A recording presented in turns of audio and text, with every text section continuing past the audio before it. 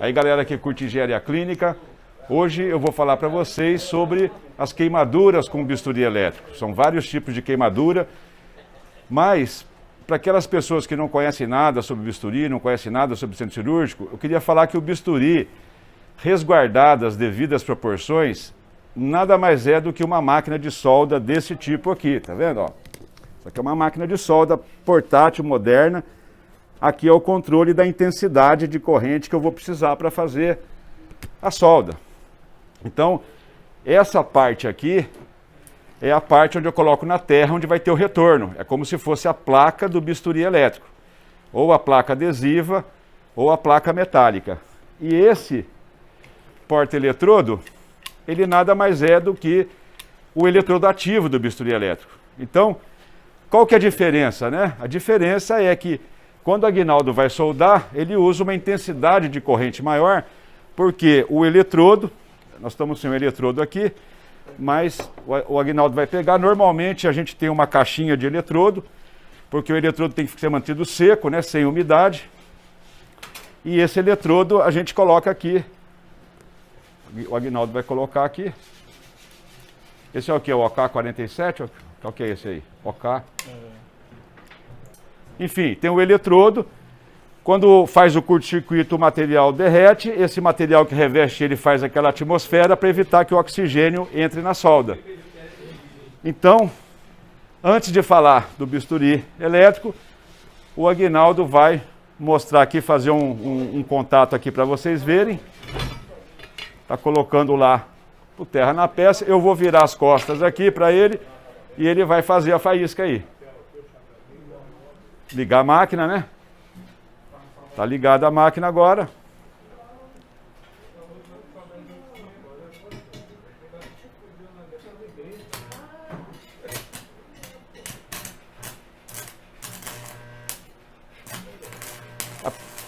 É isso aí, ó. Agora foi embora. Valeu, Aguinaldo. Então é isso aí, né? O bisturi elétrico, ele é resguardado as devidas proporções, uma máquina de solda. Aliás, há uma opção de você usar o eletrodo de corte, em geral um eletrodo de grafite, que você usa para cortar a peça também. Certo, Aguinaldo? Então, vamos cortar aqui agora e eu vou falar depois sobre os tipos de queimadura com bisturi elétrico e como a gente pode fazer para evitar esse tipo de acidente. Para a gente avançar no tema bisturi elétrico e evitar os acidentes que ele pode gerar, né, é importante a gente conhecer as suas partes. Então, a primeira parte deles é a unidade eletrocirúrgica propriamente dita, essa que vocês estão vendo aqui. É nela que o médico faz os ajustes da potência, de corte, de coagulação, ou mesmo mistura formas de ondas para poder obter um efeito desejado. O segundo ponto é a caneta, ou eletrodo ativo, essa que vocês estão vendo aqui. Algumas permitem que o médico acione corte ou coagulação na própria caneta. Ou, em alguns aparelhos, alguns profissionais preferem o acionamento pelo pedal, que é esse que você está vendo aqui. Então, o amarelo, corte, e o azul, coagulação. Além disso, existe a placa de retorno, como aquela do fio terra que a gente mostrou lá na máquina de solda. Então, tem uma placa, hoje em dia, elas são adesivas, bipartidas, porque isso permite a gente medir a impedância de acoplamento. Ou ela pode ser metálica e essa medição da impedância de acoplamento acaba não existindo. A outra parte que tem são as pontas que vão na caneta, porque dependendo do formato da ponta é que você obtém o efeito desejado de corte ou mesmo coagulação. Então, sabendo isso agora nós vamos para os acidentes propriamente dito. Então, o detalhe é o seguinte: a placa, ela é o retorno da corrente elétrica que é usada lá, que é gerada ali no eletrodo ativo. Você gera uma diferença de potencial, forma o arco e aí ele aquece as células rapidamente, né? E aquela água que vaporiza acaba produzindo efeito de corte. Então, o que acontece? Essa placa recebe toda a corrente elétrica que é gerada lá na ponta da caneta. E ela tem uma área para quê? Para que a corrente elétrica toda seja dissipada nessa área, a quantidade de miliamperes, né, por centímetro quadrado seja vantajosa. Toda vez que esse contato é mal feito, essa área diminui, concentra muito a corrente elétrica numa área pequena e acaba produzindo efeito de queimadura. Outro tipo de queimadura que ocorre é a queimadura sob o eletrodo de monitorização cardíaca. Algumas unidades eletrocirúrgicas defeituosas ou defasadas tecnologicamente acaba permitindo que a corrente elétrica retorne pelo eletrodo de monitorização cardíaca ao invés de retornar pela placa por um defeito ou no cabo que liga, né, a placa ao bisturi elétrico propriamente dito, e permite com que o circuito elétrico seja fechado, mas o circuito é fechado no eletrodo de monitorização cardíaca. Como a área é muito reduzida, o que acontece? Queimadura, e você só percebe isso no final da cirurgia, quando você tira o eletrodo, aí você vê o efeito danoso.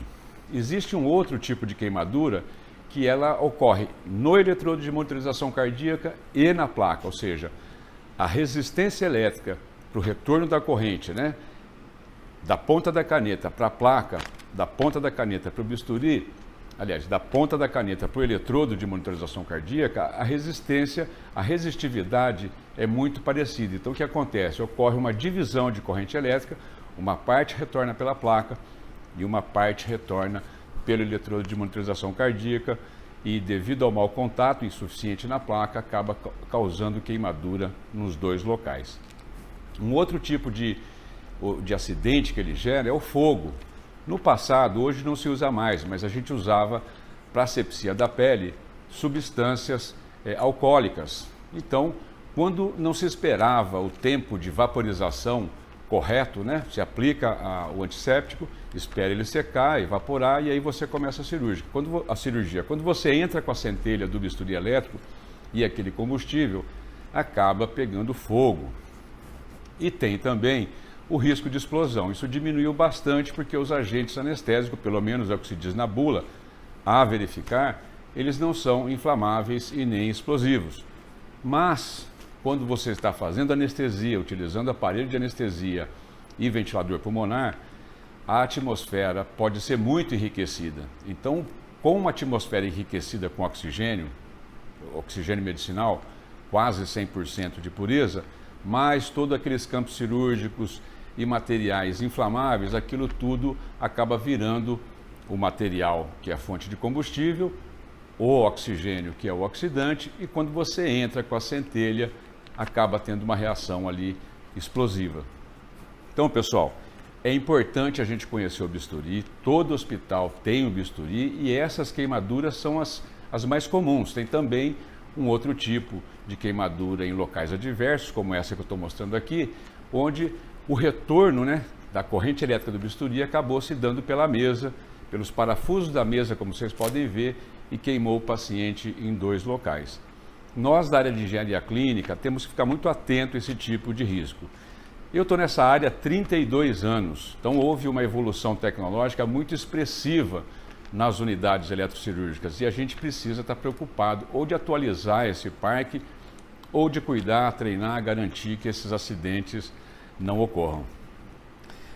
O próximo vídeo que eu vou fazer vai ser feito com o apoio da Makise. A Makise nos procurou para dar um apoio para o canal e eu vou mostrar para vocês um pouco sobre as queimaduras que ocorrem dentro do corpo humano nas cirurgias videolaparoscópicas. Então é muito importante, quer dizer, além da gente cuidar das unidades eletrocirúrgicas, a importância da gente cuidar dos acessórios que são utilizados nesse tipo de cirurgia. Então, eu não sei se vai ser o próximo vídeo depois desse ou talvez mais um, a gente vai trazer aqui um dispositivo que é utilizado para prevenir esse tipo de queimadura em endocirurgias, vamos dizer assim. Então, pessoal, eu queria falar para vocês que no Manual de Segurança no Ambiente Hospitalar, eu já falei desse manual aqui para vocês, o Ministério da Saúde tem ele no site, mas não sei o que aconteceu, não tem o índice, não tem o índice analítico, né? Que é aquele que a gente procura por palavras aqui atrás, não tem as referências bibliográficas. Então, o que a gente fez? A gente pegou, deixa eu ver aqui, esse aqui tem 190 193 referências bibliográficas. Ele foi publicado em 1995, tem coisas que já não valem mais, mas para quem está começando, é uma leitura muito importante, vai te ajudar a entender melhor, não só a questão do papel da engenharia clínica na segurança no ambiente hospitalar, mas o papel do SESMIT, da engenharia hospitalar, da arquitetura e de outros profissionais. Então é só mandar um e-mail para a escola@engenhariaclinica.com. A gente escaneou esse documento, você consegue localizar a palavra, você consegue fazer uma pesquisa mais rápida, imprimir, enfim, fazer o que você quiser.